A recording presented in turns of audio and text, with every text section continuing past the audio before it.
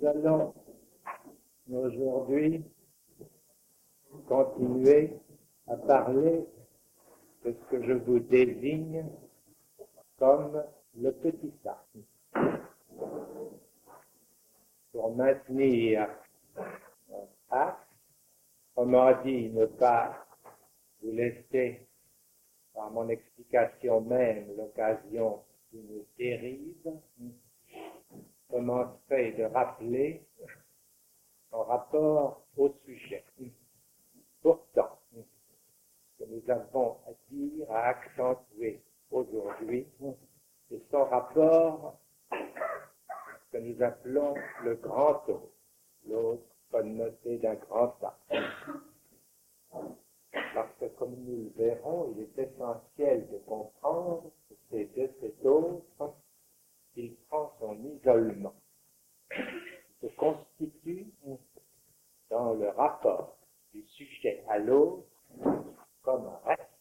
Pourquoi je reproduis le schéma homologue de l'appareil de la vision, sujet en haut à droite, ensemble par notre dialectique, il se prend son départ de la fonction signifiante, sujet français, pathétique, à l'origine de cette dialectique, conçue au lieu de l'autre, comme marqué une fonction, seul sujet où accède notre expérience, inversement suspend toute l'existence de l'autre à une garantie manque, l'autre part. Et de cette opération, il y a après, c'est le petit sac. La dernière fois, j'ai amorcé, j'ai fait surgir devant vous par l'exemple non unique, car derrière cet exemple, celui du cas d'homosexualité féminine, le profilait celui de Dora, je fais surgir devant vous comme caractéristique structurale de ce rapport du sujet au petit a, la possibilité essentielle, la relation, on peut dire, universelle concernant le petit a, car à tous les niveaux, vous la retrouverez toujours, et je dirais que c'en est la connotation la plus caractéristique, c'est justement lié à cette notion de reste, c'est ce que j'ai appelé emprunté du vocabulaire et de la lecture de Freud à propos du passage à l'acte qui lui amène son cas d'homosexualité féminine, le laisser tomber, le Niederkommen lassen. Vous vous rappelez sans doute que j'ai terminé par cette remarque étrangement, c'est ce qui, à propos de ce cas, avait marqué la réponse de Freud lui-même à une difficulté sans doute tout à fait exemplaire, car Freud nous a témoigné de son action, de sa conduite, de son expérience, de laisser tomber est unique, en même temps qu'il est presque dans son texte manifeste, provoquant, pour certains, à la lecture, il en devient quasi invisible. De laisser tomber, c'est le corrélat essentiel, je vous ai indiqué la dernière fois, du passage à l'acte. Encore, de quel côté est-il vu de laisser tomber dans le passage à l'acte? Du côté du sujet. Le passage à l'acte, il est, si vous voulez, dans le fantasme, du côté du sujet en tant qu'il apparaît au maximum effacé par la barre. C'est au moment du plus grand embarras, avec la vision comportementale, l'émotion comme des arguments que le sujet, si l'on peut dire, se précipite de là, du lieu de la scène, ou comme sujet fondamentalement historisé, seulement peut se maintenir dans son statut de sujet, il bascule essentiellement hors de la scène. C'est là la structure même comme telle du passage à l'acte. La femme, de l'observation de l'homosexualité féminine, saute par-dessus la barrière qui la sépare du chenal bas petit tramway demi-souterrain à Vienne, Dora.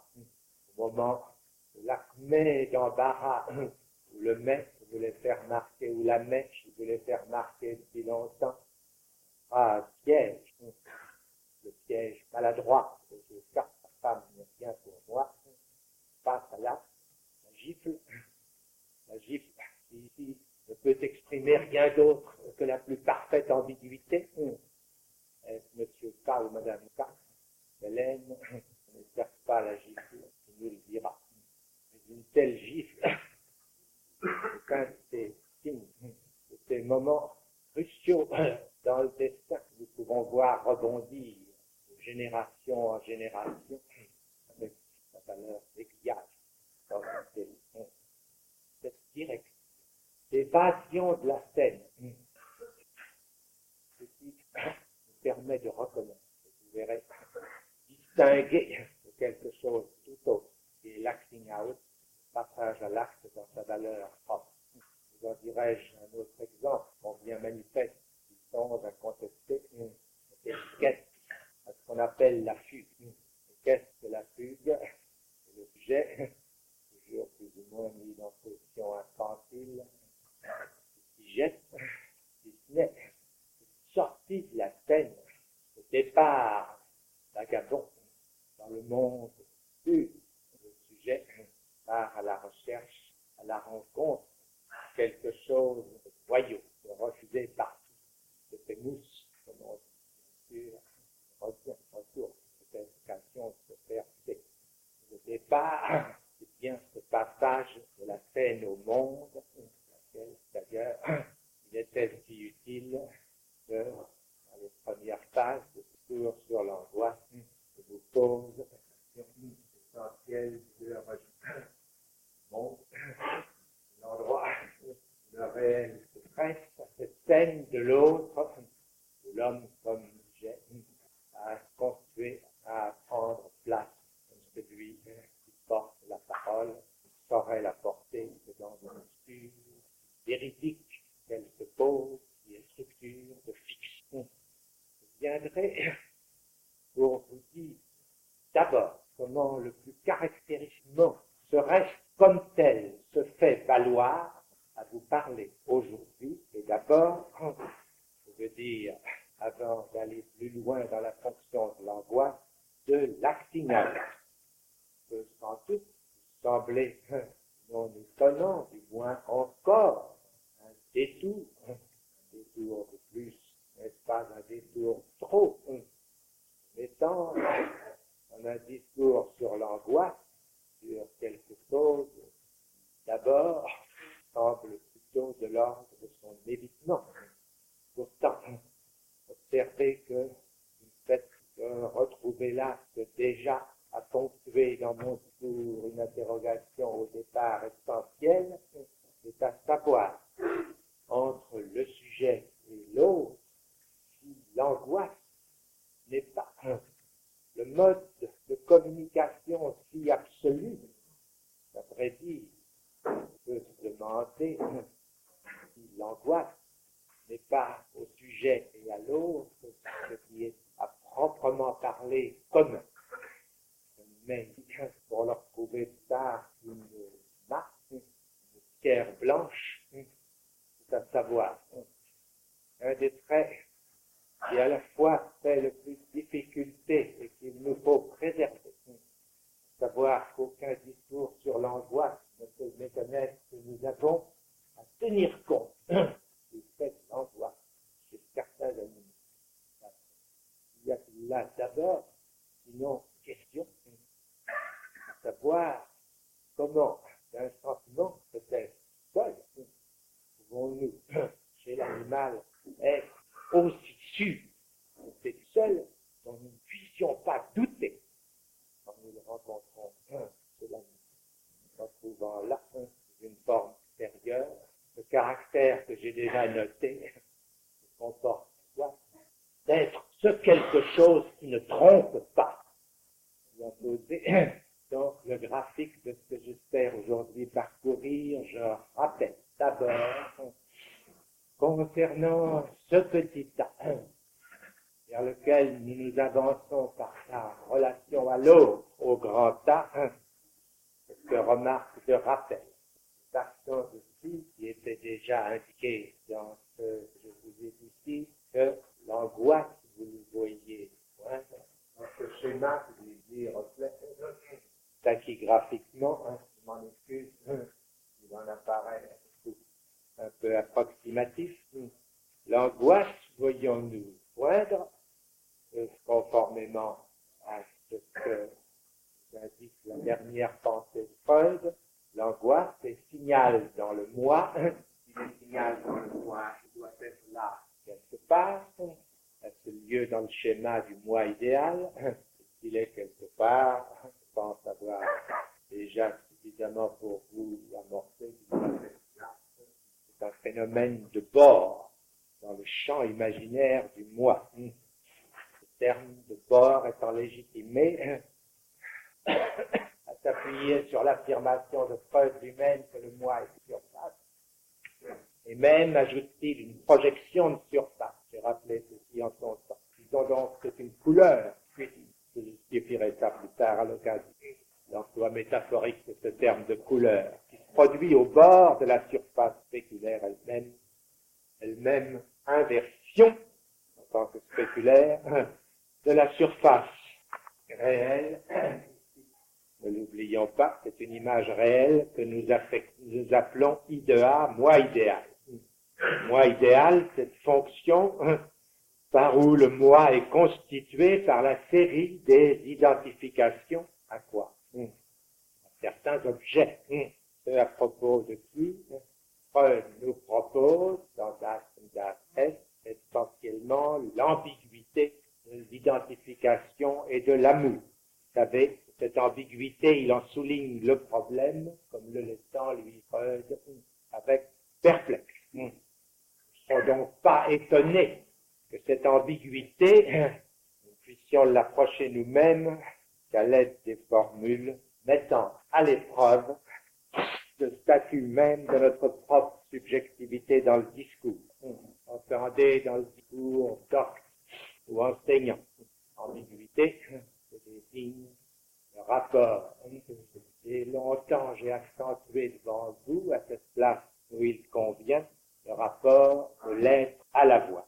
Petit a, objet de l'identification, souligné d'un repère, n'est-ce pas, dans les saillants même de l'œuvre de Freud, c'est l'identification qui est au principe du deuil, par exemple, essentiel.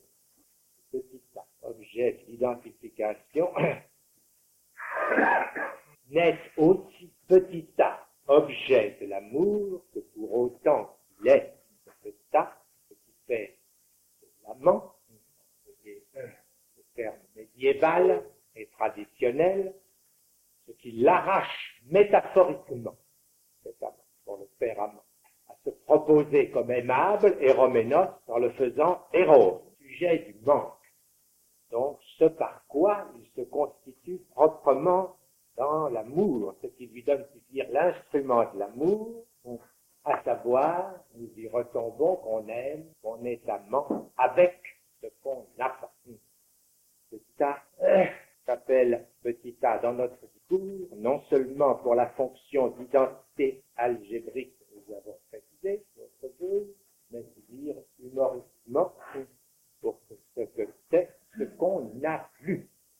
C'est pourquoi on peut le retrouver par voie régressive sous forme d'identification, c'est-à-dire à l'être. C'est exactement ce qui fait par Freud mettre le terme de régression exactement à ce point où il précise les rapports de l'identification à l'amour.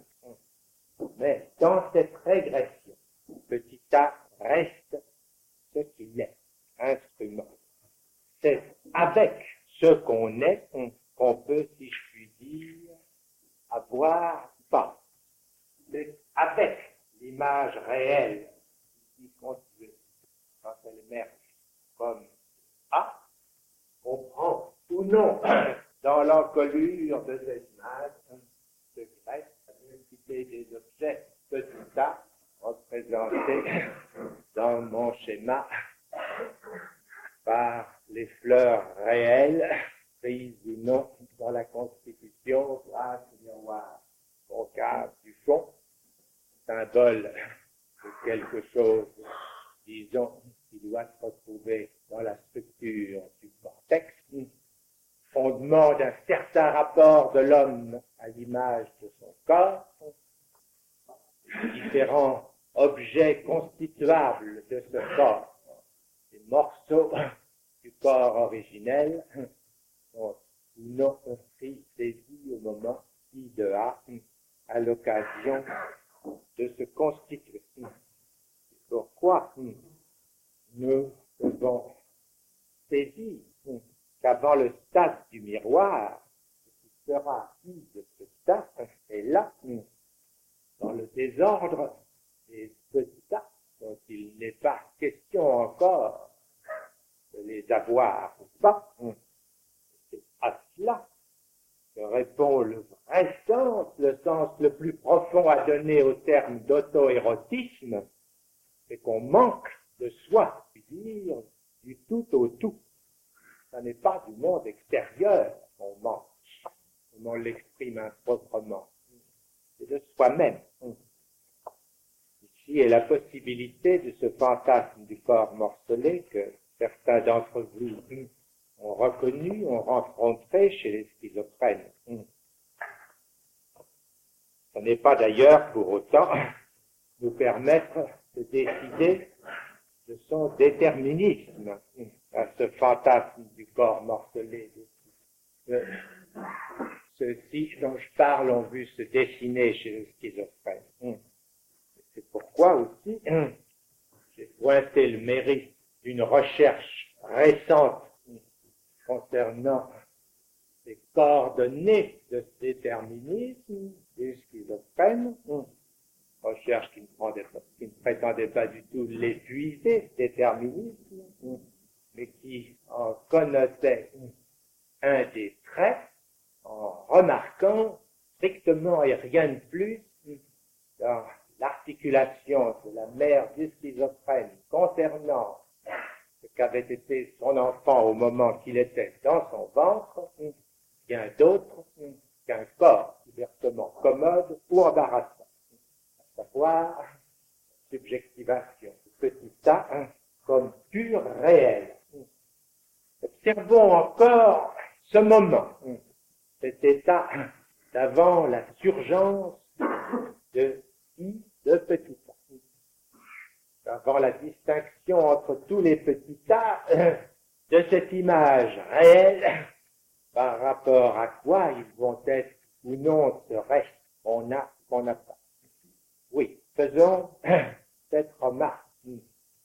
Si Freud nous dit que l'angoisse est ce phénomène fort, ce signal à la limite du moi, c'est autre chose. Ne doit pas apparaître en tant que petit tas, le reste est abordé de l'autre grand tas. Comment se fait-il que le mouvement de la réflexion, les guides, les rails de l'expérience, est porté les analystes, Rank d'abord et Freud sur ce point le suivant, a trouvé l'origine de l'angoisse à ce niveau très spéculaire, très auto-érotique, à ce niveau de la naissance, où, dis donc, je reste, personne n'y a songé, dans le concert analytique, à parler de la constitution d'un moi. Il y a là quelque chose qui prouve qu'en effet, s'il est possible de définir l'angoisse comme signal, phénomène de bord dans le moi, quand le moi est constitué, ça n'est sûrement pas exhaustif. Ceci, nous le retrouvons bien clairement dans un des phénomènes les plus connus pour accompagner d'angoisse, ceux que l'on désigne en les comprenant analytiquement de façon certainement ambiguë, à en voir les divergences, car nous aurons à y revenir, ce sont les phénomènes, justement, je suis contraire à moi, comme tel, les phénomènes de dépersonnalisation. Ça soulève la question que nous ne pourrons éviter de situer authentiquement la dépersonnalisation. C'est la place que ce phénomène a pris dans certains repérages propres à un ou plusieurs auteurs de l'école française auxquels j'ai déjà eu à faire référence.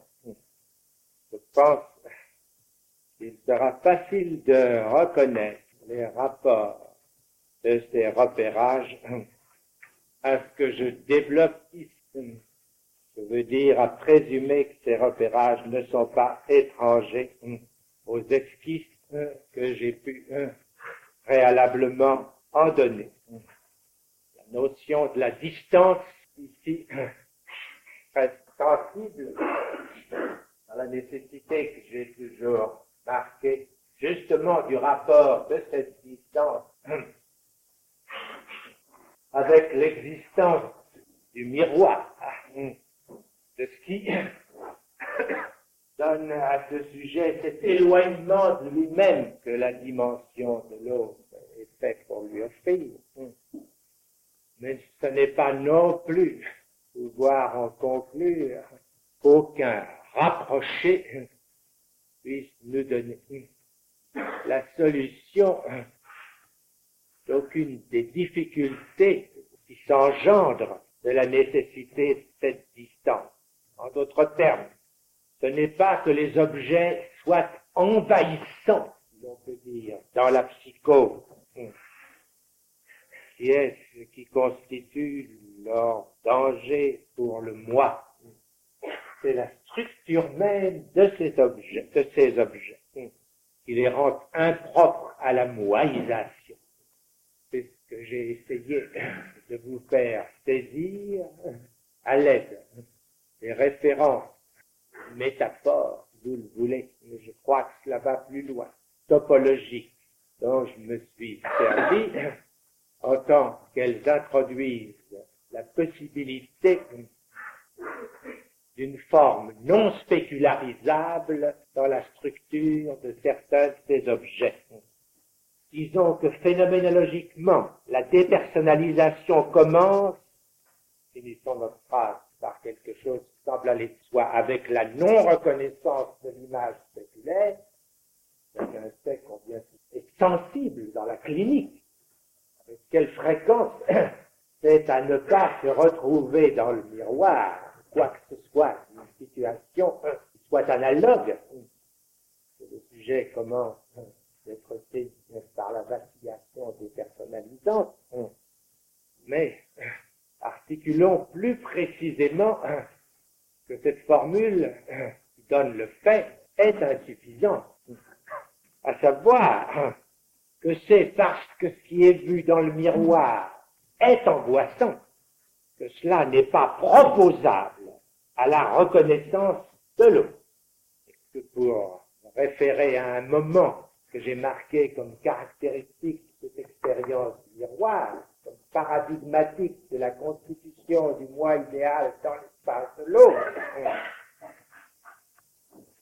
une relation à l'image spéculaire s'établit telle que l'enfant ne saurait retourner la tête selon ce mouvement que je vous ai décrit comme familier vers cet autre, ce témoin, cet adulte qui est là derrière lui pour lui communiquer par son sourire, les manifestations de sa jubilation que quelque chose qui le fait communiquer avec l'image spéculaire. Notre relation s'établit dont il est trop captif pour que ce mouvement soit possible. Si la relation duelle pure dépossède, non, relation de dépossession marquée par le clinicien, par la psychose, dépossède le sujet de cette relation au grand O. Sécularisation est étrange, odd, disent les Anglais, impair, hors symétrie. C'est le hors-là de Maupassant. Le hors l'espace, en tant qu'espace, c'est la dimension du superposage.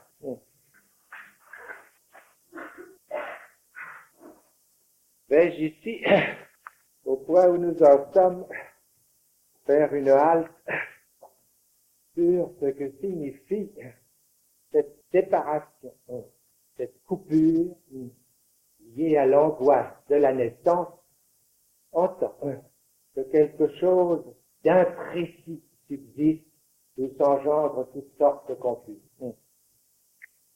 Le temps me manque, à vrai dire, et je ne peux que l'indiquer.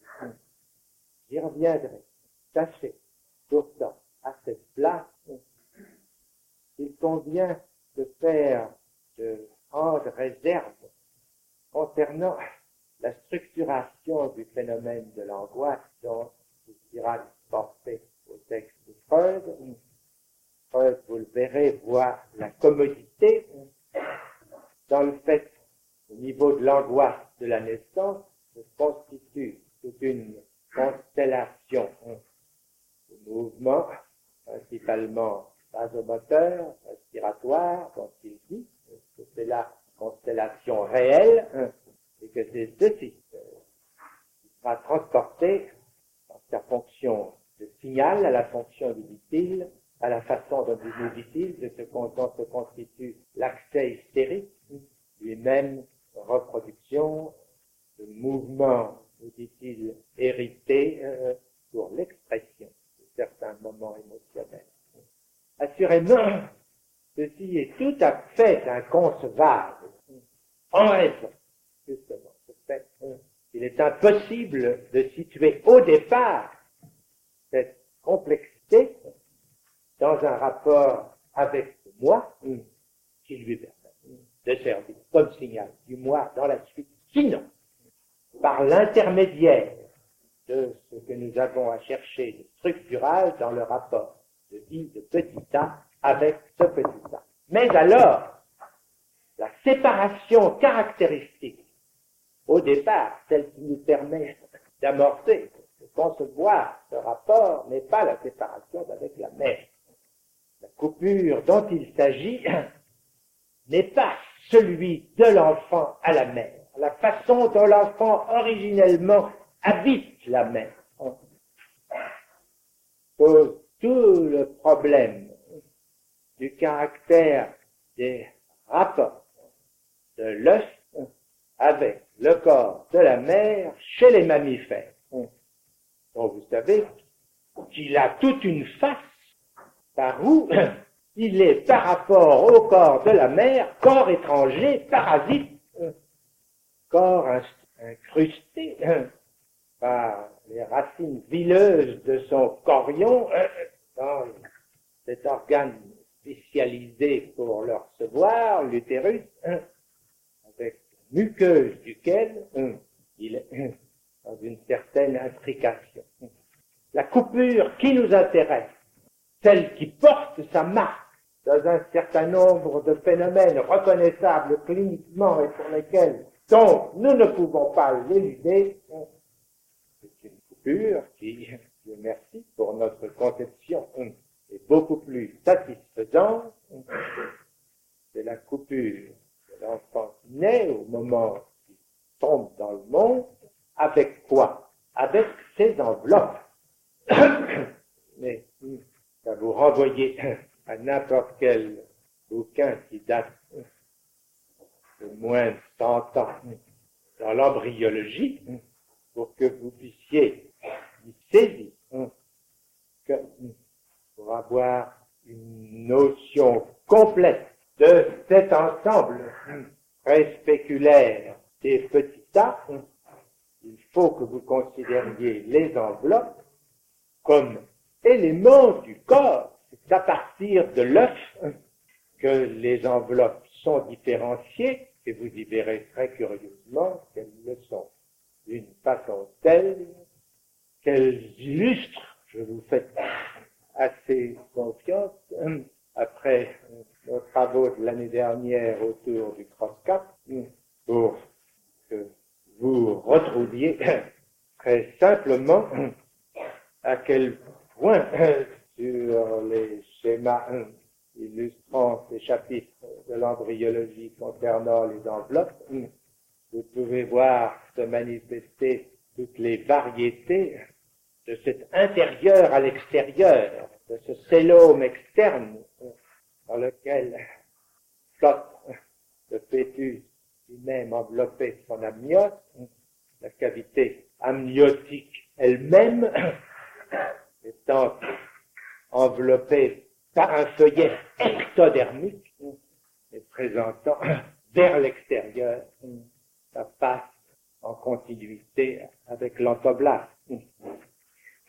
Bref, l'analogie de ce qui est détaché avec la coupure de l'embryon de ces enveloppes, avec sur le crosscat cette séparation d'un certain petit tas énigmatique sur lequel j'ai insisté, des lacs sensibles, et si nous devons le retrouver par la suite, je pense que je l'aurai aujourd'hui suffisamment indiqué pour cela. Il nous reste à faire donc aujourd'hui ce que je vous ai annoncé concernant ce qu'indique l'acting out de ce rapport essentiel du petit tas avec le grand tas. À l'opposé du passage à l'acte, tout ce qui est acting out se présente avec certaines caractéristiques qui vont nous permettre de l'isoler. Le rapport profond nécessaire de l'acting out avec ce petit tas, c'est là dans quoi je désire vous mener en quelque sorte par la main, vous laissant pas tomber, observez d'ailleurs, dans vos repérages cliniques, à quel point se tenir par la main pour ne pas laisser tomber est tout à fait essentiel d'un certain type de relation du sujet avec quelque chose que, quand vous rencontrerez ceci, vous pouvez absolument désigner comme étant pour lui un petit pas. Ça fait des unions d'un type très répandu et n'en sont pas pour cela commodes à manier. Car aussi bien le petit tas dont il s'agit peut être pour le sujet le surmoi le plus incommode, le type de mère que nous appelons, non sans propriété, mais combien souvent sans savoir absolument ce que nous voulons dire, femme phallique. Je vous conseille la prudence avant d'en appliquer l'étiquette. Mais si vous avez affaire à quelqu'un qui vous dit à mesure même qu'un objet lui est précieux, inexplicablement, il sera atrocement tenté de ne pas cet objet de retenir en chute, attendant comme je ne sais quoi de miraculeux de cette sorte de catastrophe. Et que l'enfant le plus aimé, c'est justement celui qu'un jour elle a laissé inexplicablement tomber. Et vous savez, dans la tragédie grecque, il n'ayant pas échappé à la perspicacité de Giraudoux, c'est là le profond grief céleste à l'endroit de Clytemnestre. C'est un jour, elle l'a laissé de ses bras glisser. Alors là, oui, vous pouvez faire l'identification de ce qu'il convient d'appeler en l'occasion une mère phallique. Il y a sans doute d'autres modes, mais disons que c'est celui-là qui me paraît le moins trompeur. Et entrons maintenant dans l'acting out. Dans le cas d'homosexualité féminine, si la tentative de suicide est un passage à l'acte, je dirais que toute l'aventure, avec la dame de réputation douteuse, qui est portée à la fonction d'objet suprême, est un acting out. Si la gifle de Dora est un passage à l'acte, je dirais que tout le comportement paradoxal Freud découvre tout de suite avec tellement de perspicacité de Dora dans le ménage des cas est un acting out. L'acting out, c'est quelque chose essentiellement se montre. L'accent démonstratif, l'orientation vers l'autre, c'est tout à Kigaro. C'est quelque chose qui doit être relevé. Dans le cas d'homosexualité féminine, Freud y insiste. C'est aux yeux de tous. C'est dans la mesure même et d'autant plus que cette publicité devient plus scandaleuse que la conduite de la jeune homosexuelle s'accentue. Mais ce qui se montre ne m'avance pas à pas. Se montre essentiellement comme autre que ça n'est. Ce que ça est, personne ne le sait, mais que ce soit d'autre, personne n'en doute. Ce que ça est, dans le cas de la jeune homosexuelle, Freud le dit quand même. Elle aurait voulu un enfant du père, nous dit-il. Si vous vous contentez de ça, c'est que vous n'êtes pas difficile. Parce que cet enfant n'a rien à faire avec un besoin maternel. C'est bien pour ça que je tenais tout à l'heure au moins à indiquer la problématique du rapport de l'enfant à la mère. Contrairement à tout le glissement de la pensée analytique, il convient de mettre par rapport au courant principal élaboré de l'élucidation du désir inconscient dans un rapport, si je puis dire, en quelque sorte, latéral.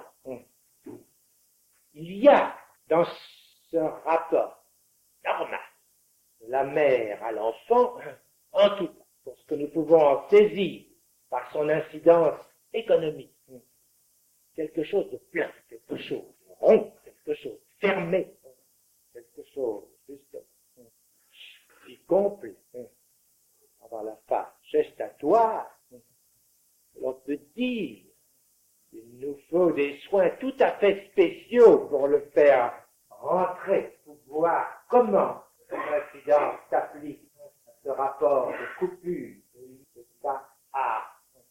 Et après tout, il ne nous suffit que de notre expérience du transfert et de savoir à quel moment de nos analysés tombent enceintes et à quoi ça leur sert pour savoir parfaitement que c'est toujours le rempart d'un retour au plus profond narcissique. Mais laissons cela. Cet enfant, la jeune homosexuelle, c'est bien comme autre chose qu'elle a voulu avoir, et aussi bien, chose n'échappe pas, Dieu merci à Freud, elle a voulu cet enfant comme fallu, c'est-à-dire, comme la doctrine l'énonce dans Freud, et de la façon la plus développée comme substitut, ersatz de quelque chose alors qui tombe à plein dans notre dialectique de la coupure et du manque, du petit A comme chute, du petit A comme manquant. C'est ce qui lui permet, ayant échoué dans la réalisation de son désir, de le réaliser à la fois autrement et de la même façon, comme Hérode, elle se fait amant. En d'autres termes, elle se pose dans ce qu'elle n'a pas, le phallus, et pour bien montrer qu'elle l'a, elle donne. C'est en fait une façon tout à fait démonstrative.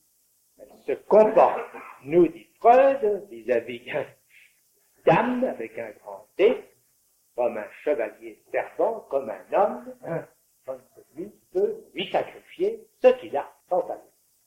Alors, combinons ces deux termes, du montrer, démontrer, et du désir, sans doute un désir dont le sens, la présence, vous le voyez, est d'être, de se montrer, vous ai-je dit, comme autre, mais se montrant comme autre, pourtant ainsi de se désigner.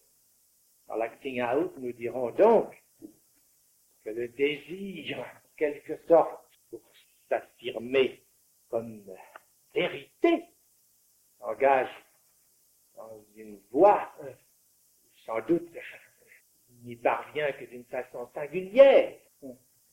Si nous savons déjà, par notre travail ici, que d'une certaine façon, on peut dire que la vérité n'est pas de sa nature à ce désir. Si nous nous rappelons la formule, essentiellement, il n'est pas articulable, encore qu'il soit articulé, au moins étonné du phénomène devant lequel ici nous sommes. Et je vous ai donné un chaînon de plus. Il est articulé objectivement. Si cet objet, si je désigne, c'est ce que j'ai appelé la dernière fois l'objet comme sa cause. Essentiellement, c'est la monstration, le montrage, voilé sans doute, mais qui n'est voilé que pour nous, au sujet, en tant que ça parle, en tant que ça pourrait faire vrai, non pas voilé en soi, voilé, visible, contraire au maximum, et pour cela même, dans un certain registre invisible. Montrant sa cause, c'est ce reste, c'est sa chute, c'est ce qui tombe dans la sphère, qui est l'essentiel de ce qui est montré. Entre le sujet ici, dire autrifié, dans sa structure de fiction, et l'autre non authentifiable, jamais complètement, ce qui surgit, c'est ce reste petit a. C'est la livre de chair.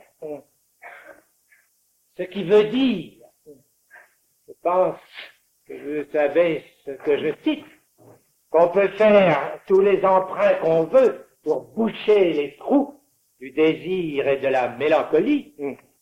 Il y a là le juif qui lui en sait un bout sur la balance des comptes et qui demande à la fin la livre de chair. C'est là le trait que vous retrouvez toujours dans ce qui est acting out.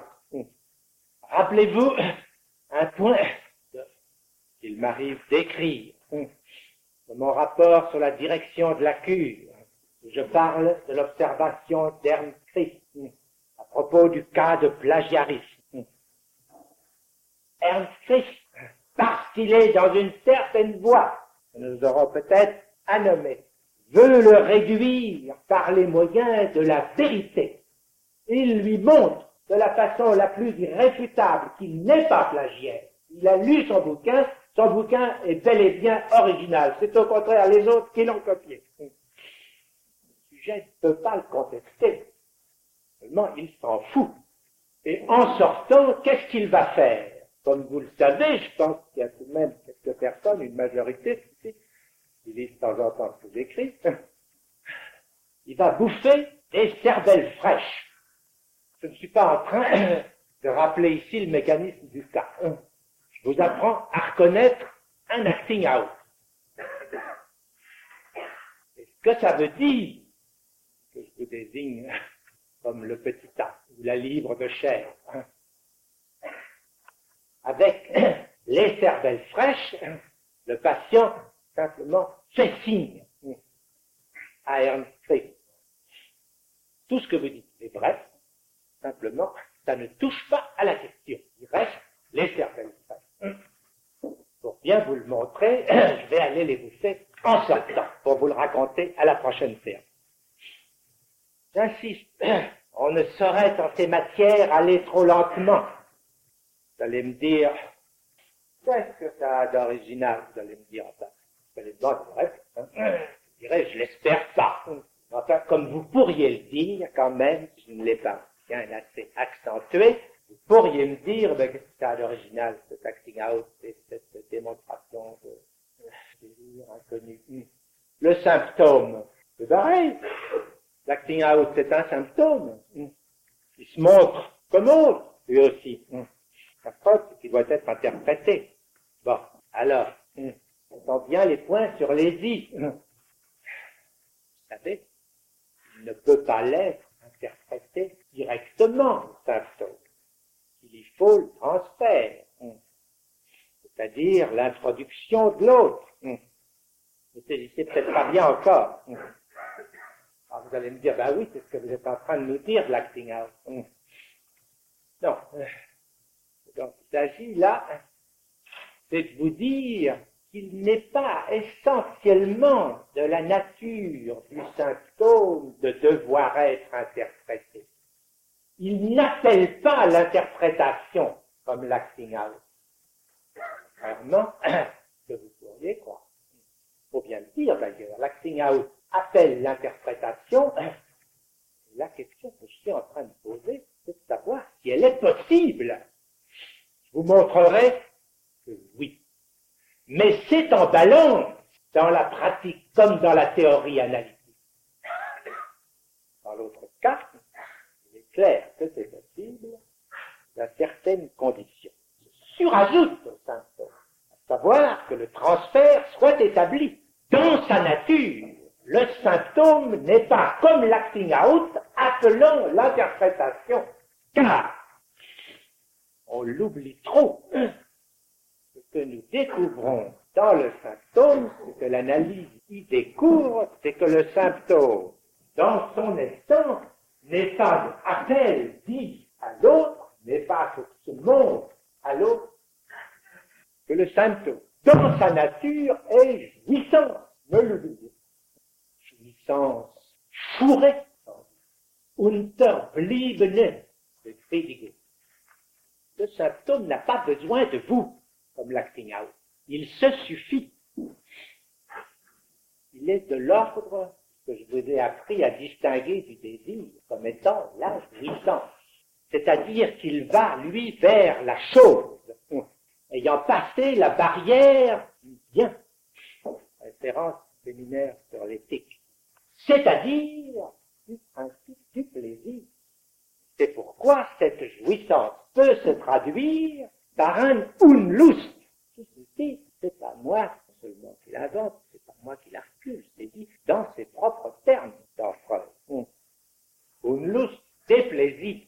Pour ceux qui ne l'ont pas encore entendu ce terme, pareil. Alors, revenons sur l'acting out. À la différence du symptôme, donc, l'acting out, lui, eh bien, c'est l'amorce du transfert. C'est le transfert sauvage. Il n'y a pas besoin d'analyse, vous vous en doutez, pour qu'il y ait transfert. Mais le transfert sans analyse, c'est l'acting out. L'acting out sans analyse, c'est le transfert.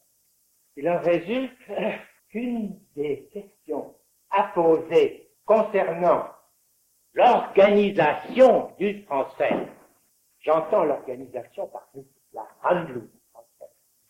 Une des façons de poser la question, c'est de demander comment le transfert sauvage, eh bien, on peut le domestiquer. Comment on fait entrer l'éléphant sauvage dans l'enclos et le cheval, comment on le met au rond. Là, on le fait tourner dans le manège. C'est une des façons de poser le problème du transfert, qui serait bien utile à poser par ce bout-là.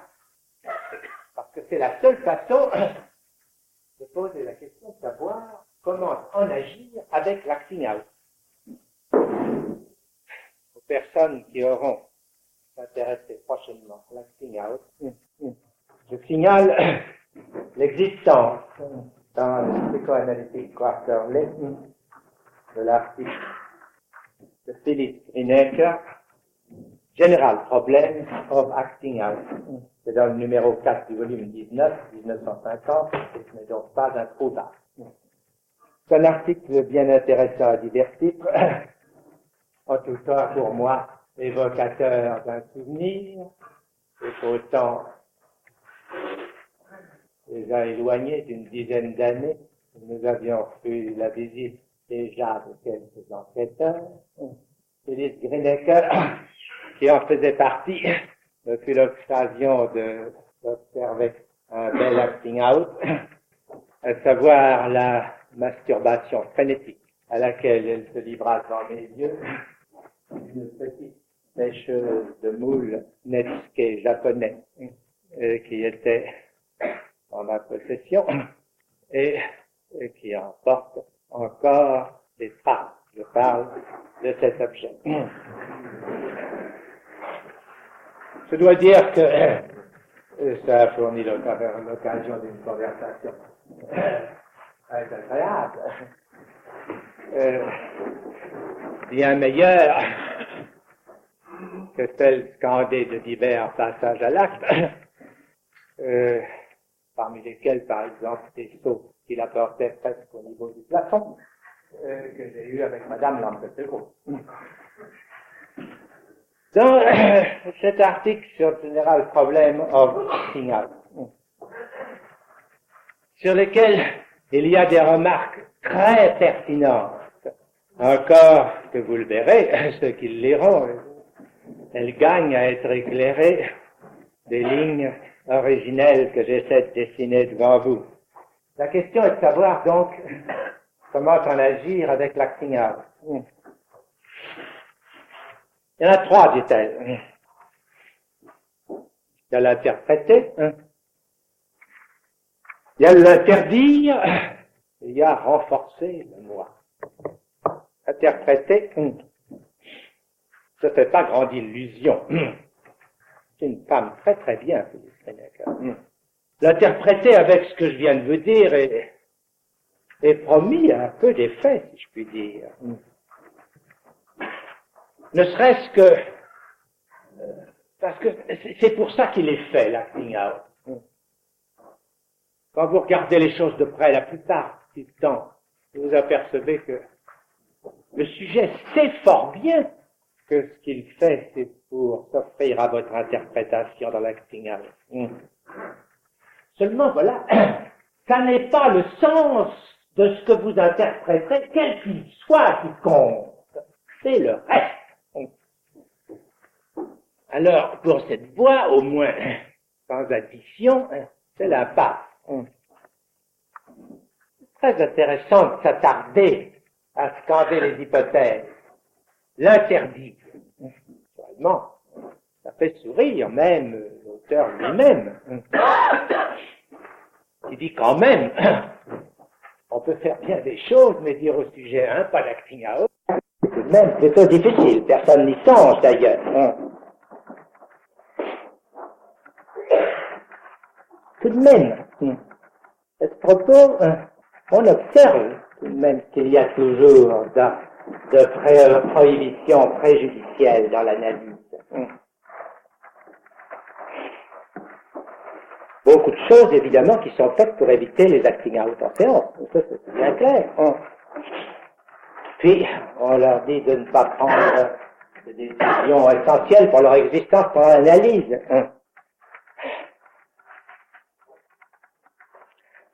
Pourquoi est-ce qu'on fait tout ça? C'est un fait que là où on a de la prise, a un certain rapport avec ce qu'on peut appeler le danger, soit pour le sujet, soit pour l'analyse.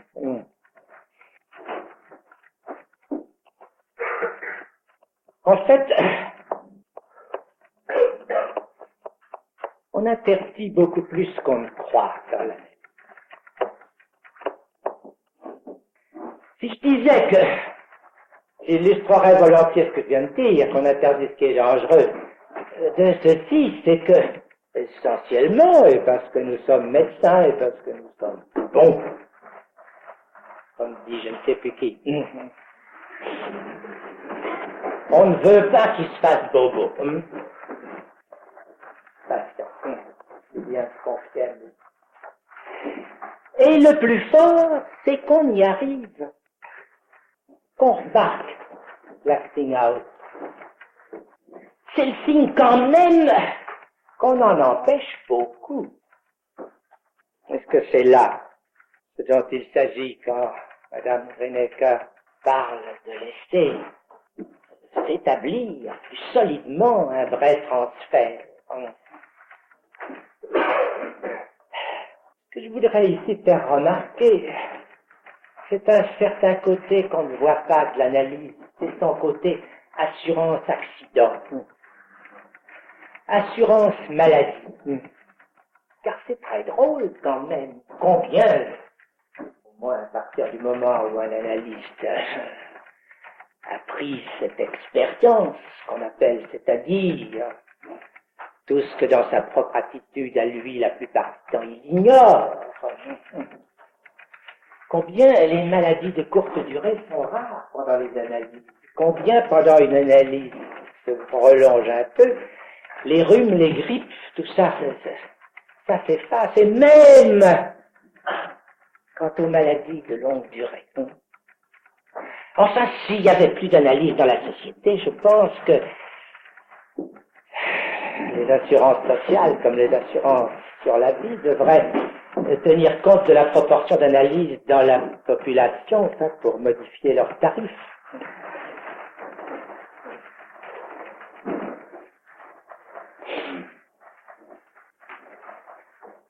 Inversement, quand ça arrive, l'accident, je ne parle pas seulement de l'acting out,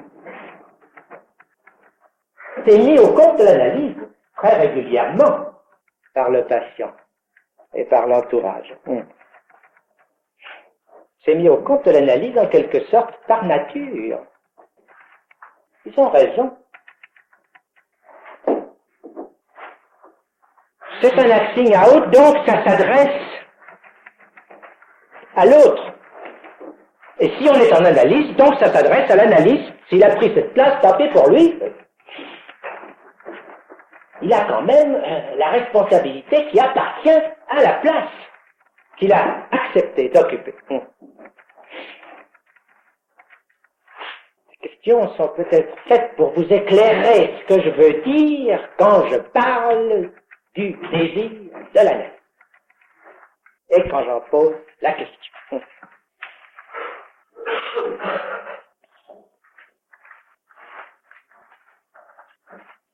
Sans m'arrêter un instant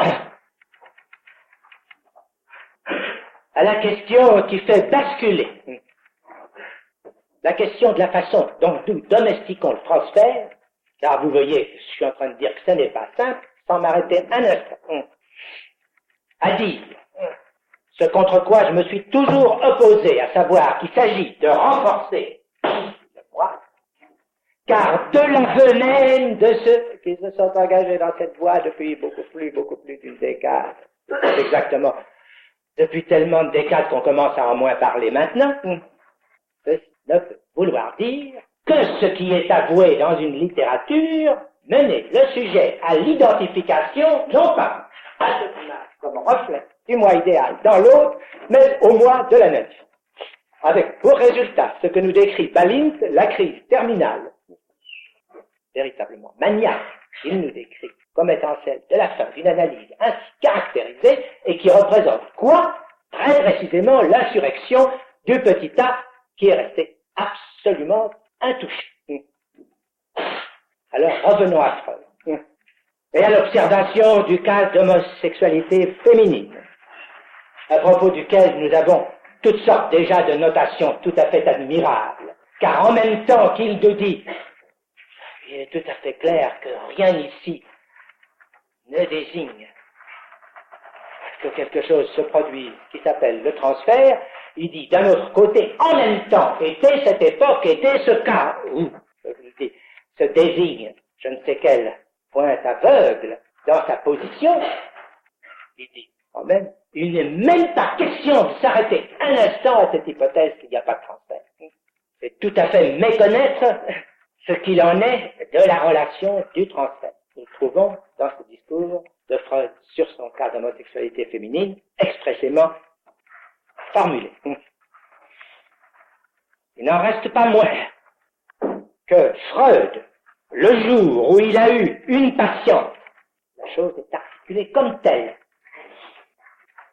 qui lui mentait en rêve, car c'est là ce comme quoi Freud caractérise le cas calme, précieux de ce discours sur l'homosexualité féminine, c'est que Freud s'arrête un instant estomaqué devant ceci.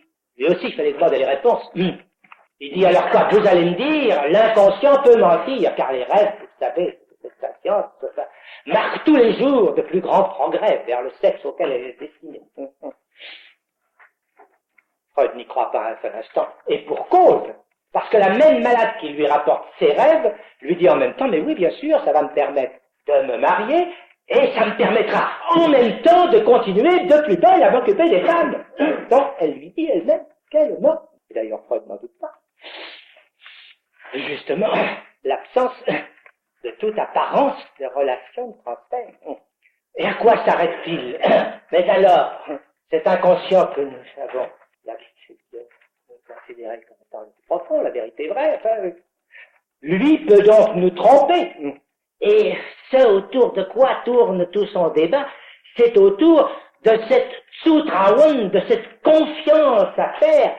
Pouvons-nous la conserver, dit-il? Mais oui, il affirme, et dans une phrase qui est très caractéristique parce qu'elle est tellement elliptique et concentrée, qu'elle a ce caractère presque de trébuchement de parole, je parle. Il s'agit bien, vous relirez la phrase, je ne l'ai pas apportée là, je la rapporterai la prochaine fois, elle est très belle. Il s'agit vraiment tout d'un accrochage autour de cet inconscient, mérite toujours la confiance.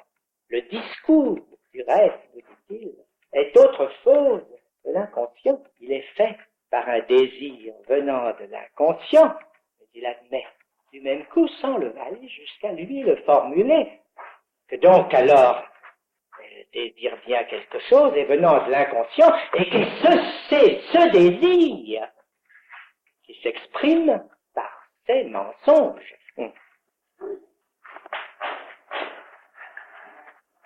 Elle lui dit elle-même que ses rêves sont menteurs. Ce devant quoi Freud s'arrête et le problème de tout mensonge symptomatique, voyez ce qu'est le mensonge chez l'enfant, c'est ce que le sujet veut dire en mentant. L'étrange est que Freud laisse tomber devant ce grippage de tous les rouages qui ne s'intéresse pas à ce qu'il est fait justement gripper, c'est-à-dire le déchet. Ce petit reste qui vient tout arrêter et qui est là, ce qui est en question, sans voir de quoi il est embarrassé, il est ému comme il le montre, assurément devant cette menace à la fidélité de l'inconscient, il passe à l'acte. C'est le point où Freud refuse de voir dans la vérité qui est sa passion, la structure de fiction comme à l'origine.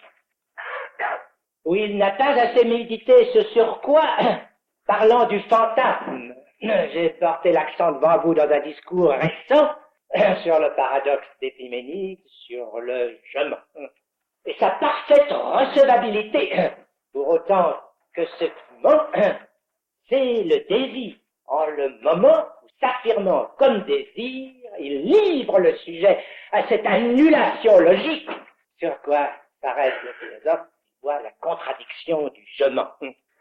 Et après tout, ce que Freud montre là, nous le savons, c'est qu'il manque dans son discours. C'est ce qui est toujours resté pour lui à l'état de question. Que veut une femme?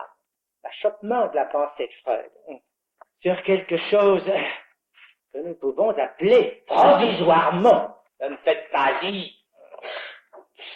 que la femme est menteuse en tant que telle, mais que la féminité se dérobe et que quelque chose y soit de ce biais à Freud. Cette, pour employer des termes King, cette douceur fluente. Quelque chose devant quoi Freud a failli périr étouffé de cette promenade nocturne que sa fiancée, le jour même où ils échangeaient les vœux derniers, a fait avec un vague cousin. Je peux regarder la biographie, je l'appelle un vague cousin.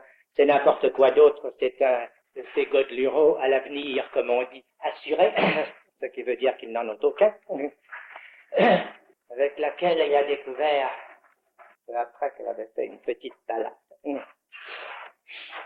C'est là qu'est le point aveugle. Freud veut qu'elle lui dise tout. La femme. Eh bien, elle l'a fait. La talking cure. Le chimney ou sweeping. On a bien ramené pendant un certain temps. On ne s'est pas embêté là-dedans. L'important, c'est d'être ensemble dans la même cheminée.